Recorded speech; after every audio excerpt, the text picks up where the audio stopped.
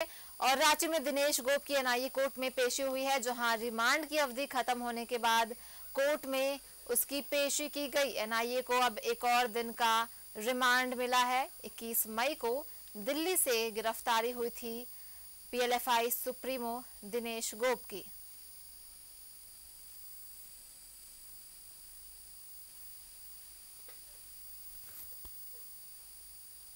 और देखिए, PLFI supremo Dinesh गोप की एनआईए की विशेष कोर्ट में पेशी हुई है, जहां एनआईए को अब एक और दिन का रिमांड मिला है। 21 मई को दिल्ली से गिरफ्तारी हुई थी।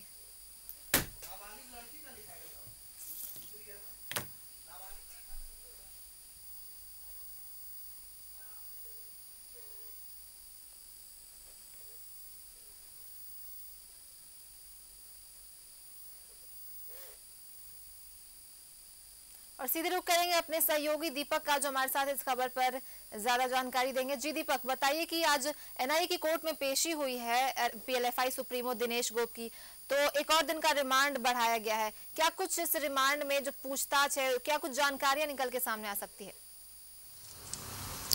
जी बिल्कुल, देखिए 4 दिनों की रिमांड अवधि पूरी होने पर आज पीएलएफआई सुप्रीमो दिनेश गोप को एनआईए की विशेष अदालत में पेश किया गया और पेशी के दरमियान 1 दिन की रिमांड अवधि बढ़ाने की मांग अदालत से एनआईए ने किया, जिसे अदालत ने स्वीकार करते हुए 1 दिन की जो स्वीकृति है वो प्रदान की है। यानी कि अब 1 दिन और पीएलएफआई सुप्रीमो दिनेश गोप एनआईए के रिमांड पर रहेगी और 1 दिन उनसे पूछताछ की जाएगी। बीते 21 मई को दिल्ली से गिरफ्तार किया गया था पीएलएफआई सुप्रीमो दिनेश गोप और झारखंड पुलिस और एनआईए के संयुक्त कार्रवाई में गिरफ्तार किया गया था दिल्ली से, और दिल्ली से कड़ी सुरक्षा के बीच उसे रांची लाया गया 21 मई को ही, और 22 मई को एनआईए की विशेष अदालत में पेश किया गया और पेशी के दरमियान 8 दिनों की रिमांड पर लिया और 8 दिनों तक पूछताछ की। 8 दिनों की रिमांड अवधि खत्म होने पर दोबारा कोर्ट में पेश किया गया और रिमांड अवधि बढ़ाने की मांग की, जिस पर 4 दिनों तक रिमांड पर लेकर पीएलएफआई सुप्रीमो दिनेश गोप से एनआईए ने पूछताछ की है। यानी कि कुल 12 दिनों तक गिरफ्तारी के बाद से रिमांड पर लेकर एनआईए ने पीएलएफआई सुप्रीमो दिनेश गोप से पूछताछ की है और उस पूछताछ में कई अहम जानकारी एनआईए को मिला है। चूंकि जिस तरह से उनकी गिरफ्तारी हुई थी और रिमांड पर लेकर पूछताछ हुई थी, और उस दरमियान खूंटी, सिंडेगा कई ऐसे इलाके हैं जहां पर अभियान भी सर्च अभियान चलाया गया था और उस सर्च अभियान में बड़ी संख्या में हथियार और गोलियां भी बरामद की गई थी। साथ ही साथ 2 पीएलएफआई के 2 सक्रिय सदस्य को भी गिरफ्तार किया गया था। तो कह सकते हैं कि पीएलएफआई सुप्रीमो दिनेश गोप की गिरफ्तारी के बाद उनसे पूछताछ में कई अहम सफलता भी मिली है। जिस तरह से खूंटी, लोहरदगा, गुमला और सिमडेगा के इलाकों में पीएलएफआई सुप्रीमो दिनेश गोप की एक बहुत बड़ा दबदबा था और वहाँ उस इलाकों में लगातार जो नक्सली मुठभेड़ होती थी, खासतौर पर बात करें तो बीते 1 साल में आधा दर्जन से अधिक पुलिस और नक्सली के बीच मुठभेड़ हुई है और उस मुठभेड़ में दिनेश गोप भी शामिल था, लेकिन वह कहीं न कहीं बच निकलने में सफल रहा और यही वजह है कि उस वक्त उनकी गिरफ्तारी नहीं हो सकी थी। लेकिन फिर बीते 21 मई को जिस तरह से झारखंड पुलिस और एनआईए की संयुक्त कार्रवाई में उसे गिरफ्तार किया गया और गिरफ्तार करने के बाद उसे पूछताछ हुई है, पूछताछ में जो जानकारियाँ मिल रही है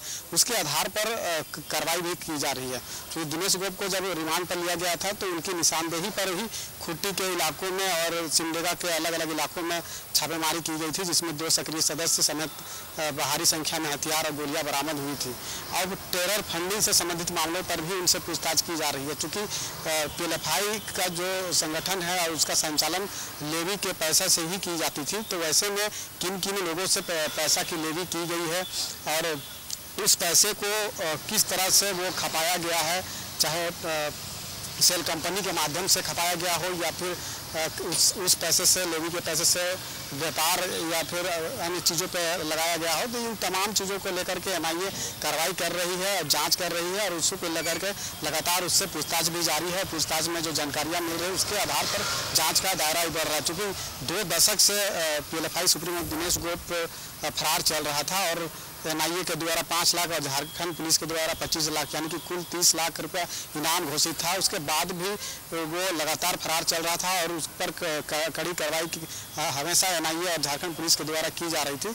अब जिस तरह से 21 मई को उनकी गिरफ्तारी हुई और उसके बाद जब वो कस्टडी में आया और उसके बाद उनसे पूछताछ हो रही है। तो जो जानकारी मिल रही है उसके आधार पर लगातार कार्रवाई भी हो रही है। अब एक दिन की रिमांड अवधि बढ़ी है तो और एक दिन तक उनसे पूछताछ होगी और उस पूछताछ में क्या कुछ सामने निकल कर आता है यह देखना होगा। लेकिन जिस तरह से खूंटी के इलाकों में जो दबदबा था, गुमला लोहरदगा के इलाकों में, और उस इलाकों में जो PLFI संगठन था वो काफ़ी सक्रिय रूप से घटना को अंजाम भी देता था, जो मुठभेड़ होती थी।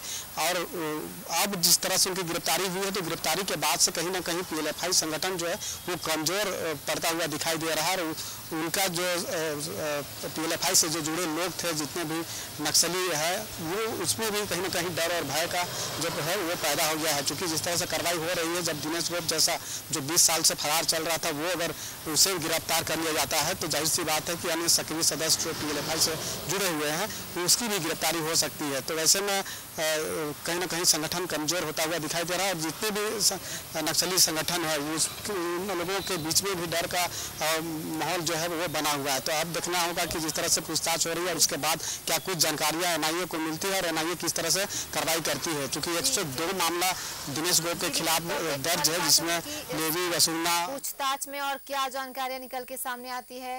बहुत बहुत धन्यवाद आपका तमाम जानकारियों के लिए।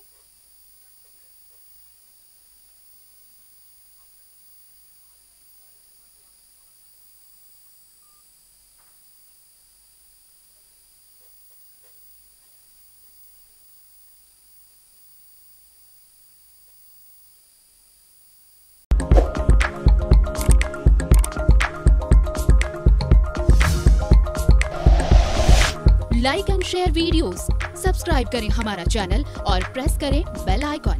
News 11 भारत, सच है तो दिखेगा।